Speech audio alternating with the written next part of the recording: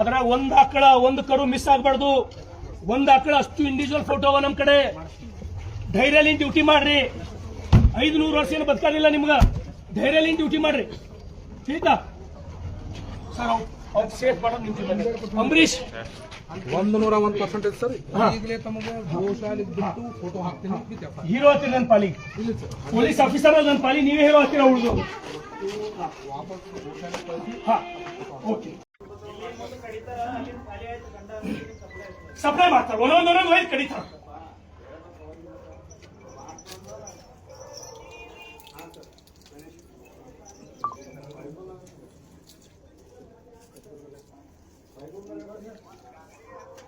ನೋಡ್ರಿ ಇದು ಕಡಿಲಾಕಿದು.